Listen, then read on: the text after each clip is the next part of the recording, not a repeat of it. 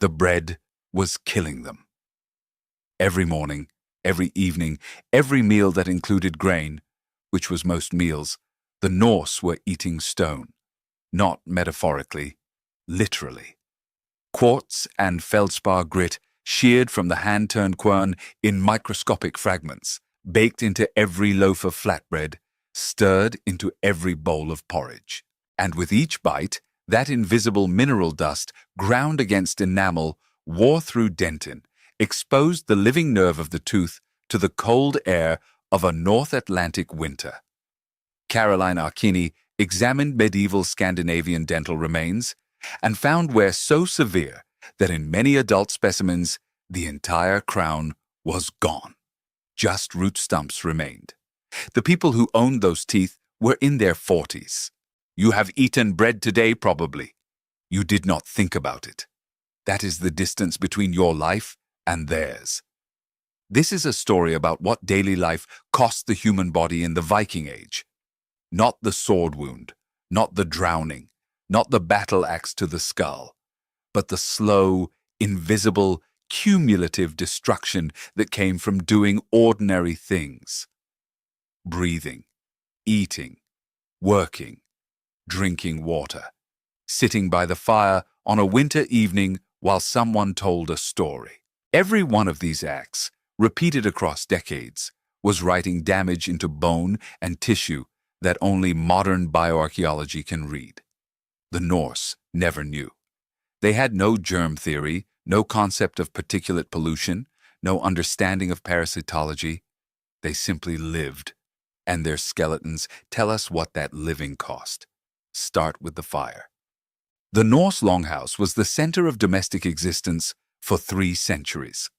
A timber frame structure roofed in turf or thatch, ranging from 15 meters for a modest farm to 75 meters for a chieftain's hall.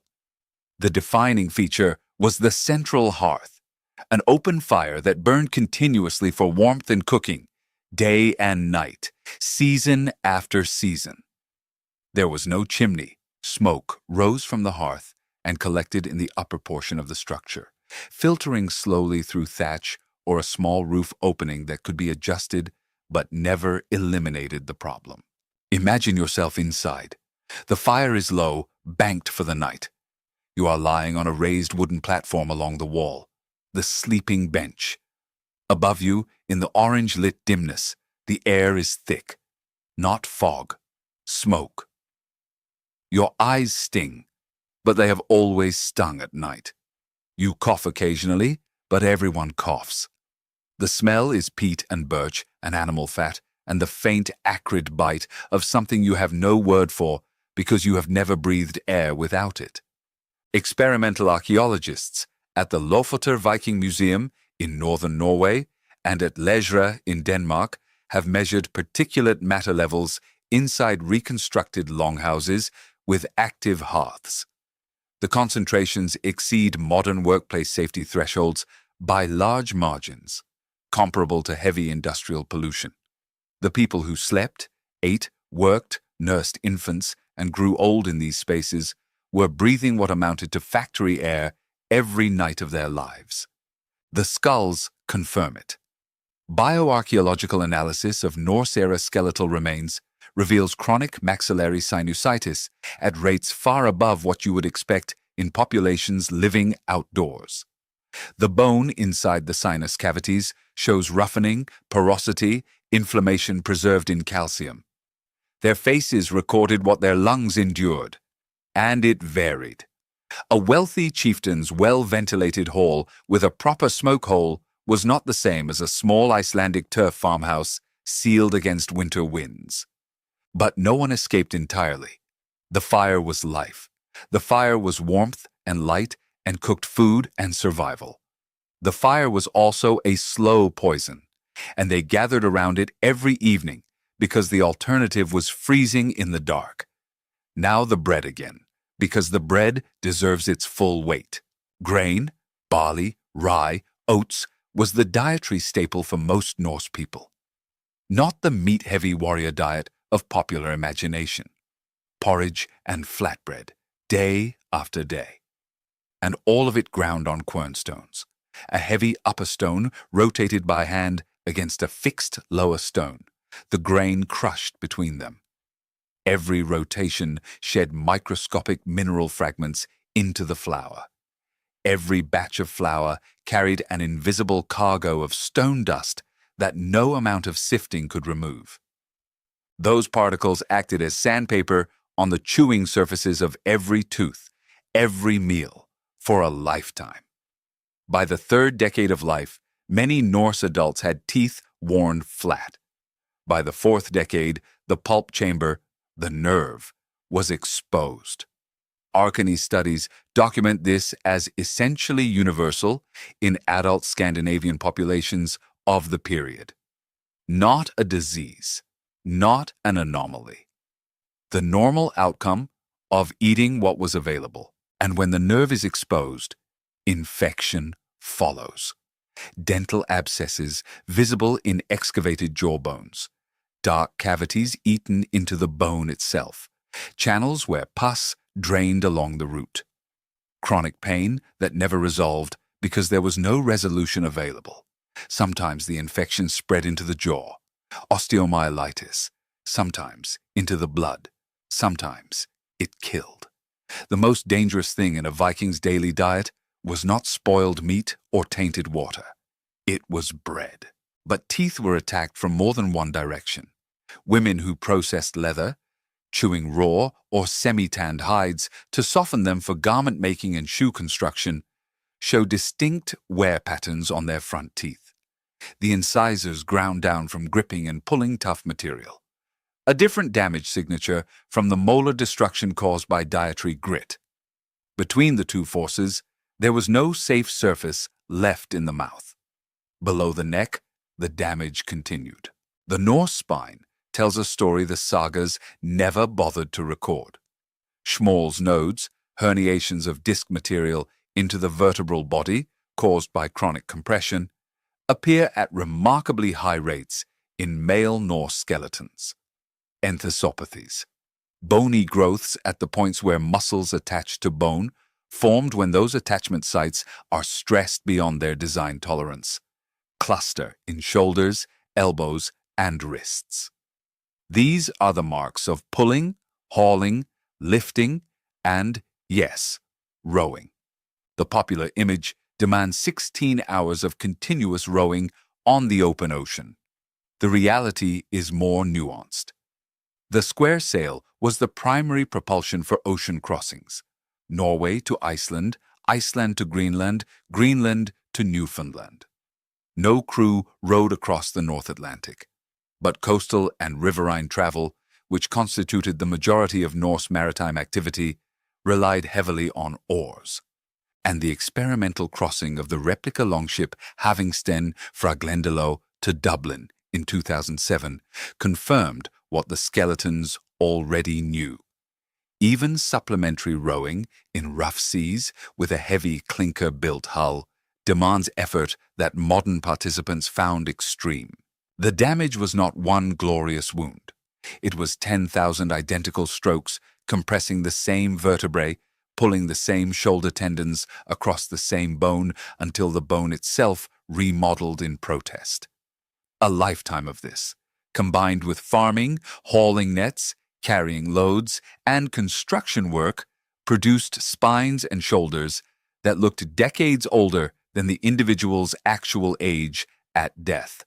Now turn to the women's hands. Textile production was a constant female occupation in Norse society. Not occasional. Constant. Every garment, every sail, every blanket, every sack and rope began as raw wool or flax that had to be cleaned, carded, spun on a drop spindle, and woven on a warp-weighted loom. The drop spindle requires a specific repetitive, fine motor rotation of the fingers, sustained for hours daily across decades. The warp-weighted loom requires hours of standing with arms raised, beating the weft into place. Petra Molnar's skeletal analysis of Norse-era female remains found pronounced enthesopathies in fingers, wrists, and shoulders. Osteoarthritis of the hands is markedly more common and more severe in female remains than in male remains of the same age. Picture an elderly woman's hands, every joint swollen, locked, visibly deformed. She is still spinning because the household still needs thread. Every locked joint is the accumulated cost of 30 years of work that held the household together. A Viking woman's hands at 50 were as damaged as a Viking man's shoulders at 50. Different labor, same principle. The body as a tool, used until it broke because no alternative existed.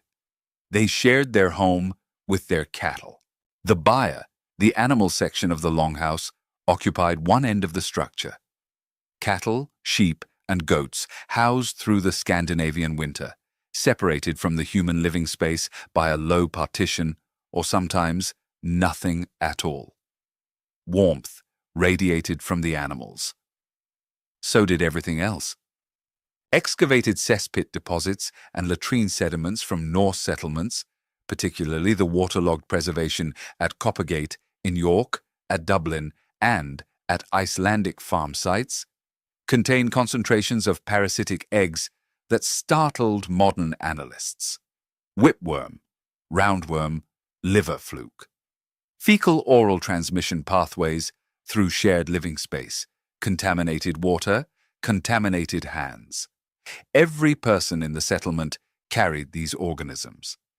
Children acquired them in infancy and never lost them.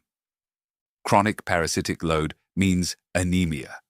Malnutrition, despite adequate caloric intake, because the worms take their share first. Intestinal distress as a background condition of existence. So universal, it was simply how life felt. Developmental impairment in children whose growing bodies were competing with parasites for every nutrient. They drank from streams that ran past their own waste pits. They had no concept of contamination at the microbial level. The gut was the most parasitized organ in a typical Viking's body, and no one knew it was happening because everyone's gut felt the same. The smith who forged the sword that made a warrior famous was meanwhile poisoning his own family. Norse metalworkers handled lead regularly. Net sinkers, gaming pieces, decorative inlays, soldering materials. Smelting and casting released lead fumes. The families who lived in proximity to workshops breathed those fumes. Isotopic analysis of skeletal remains from Norse settlement sites with metalworking activity has found elevated lead concentrations in bone. Chronic lead exposure causes neurological damage, impaired fertility, kidney failure, behavioral changes. The smith's hands made beautiful things and his brain slowly degraded, and no one connected the two. Then there was the rye. Rye was a staple Scandinavian grain by the Viking Age, and rye is uniquely susceptible to Claviceps purpurea, the ergot fungus. Cool, damp growing conditions favor it. Scandinavia provided exactly those conditions. The ergot body, a dark growth replacing individual grain kernels, contains alkaloids that cause convulsions, hallucinations, burning sensations in the extremities, gangrene, and death. Later, medieval Europe would document massive ergotism outbreaks. They called it holy fire, ignis sacer. In the Viking Age, chronic low-level exposure would have produced symptoms attributed to illness, bad luck, or the displeasure of the gods. The rye that kept a family alive through winter might also be the thing that made them see visions and lose their fingers, and they would never blame the grain. There is a stanza in the Havamal, one of the Norse wisdom poems preserved in the Poetic Edda, that reads, in essence, the lame can ride a horse, the handless can herd, the deaf can fight and win. Better to be alive and impaired than dead. Think about what kind of society produces that verse. Not a society where damaged bodies are exceptional. A society where they are so common that a poet, composing lines meant to be memorized and repeated across generations, felt it necessary to argue that impairment did not disqualify a person from a meaningful life. The philosophical acceptance embedded in those lines implies a world where almost everyone over 30 carried some form of chronic damage. Ground-down teeth, aching joints, parasitic fatigue, smoke-scarred sinuses, compressed spines, locked fingers. They were not fragile people. The skeletal evidence shows robust bone density, strong muscle attachments, bodies built for and by heavy labor. Average male height around 171 to 174 centimeters, somewhat taller than many contemporary European populations, reflecting adequate protein intake from fish and dairy. They were strong. They were also systematically broken by the very routines that made them strong. The children were not spared. Put to work by age 7, tending livestock, grinding grain, carrying water, gathering fuel, they arrived at adolescence with bones, already recording the stress, cribra orbitalia, the porous lesions in the eye sockets that indicate iron deficiency anemia. Harris lines, the arrested growth markers in long bones that show periods when the body diverted resources from growth to survival. A Viking child's skeleton carried the record of every hungry winter, every parasitic drain, every load carried too young. You walk through the world in a body that has never ground grain by hand, never breathed hearth smoke for a winter, never shared living space with cattle, never chewed leather to make your own shoes. Your teeth are worn by sugar and acid, not by stone. Your spine is compressed by sitting, not rowing. Your parasites are managed by sanitation infrastructure you never think about. The distance is not romantic. It is physiological. The Norse lived in bodies that were accumulating invisible damage from birth, and the culture they built, the longhouses, the ships, the voyages, the sagas, the laws, was built by people in chronic, undiagnosed, untreatable pain. The Althingi was debated by men whose teeth throbbed. The sails were woven by women whose fingers could barely close. The ships were rowed by men whose spines were already fusing. And they did it anyway. Not because they were superhuman, because they had no other option and no knowledge that things could be different. The fire was warmth. The bread was food. The water was water. The work was life. None of it was understood as harmful because all of it was universal. The most common object found in a Viking grave is a comb.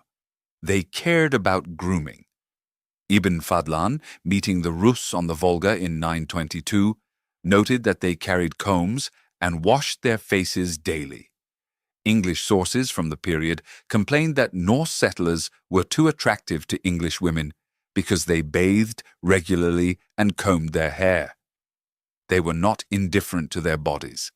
They simply could not see the enemies that lived in their bread, their air, their water, and their work. Next time you pull a loaf from your shelf, consider that the flour was milled by steel rollers in a sealed facility, sifted to a fineness no quernstone could achieve.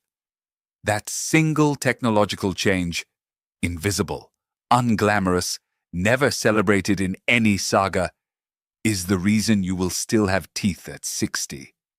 The Norse would not have understood the question. They would have looked at you and seen something impossible. An old person who could still chew. The lame ride, the handless herd, the deaf fight well. They knew their bodies were failing.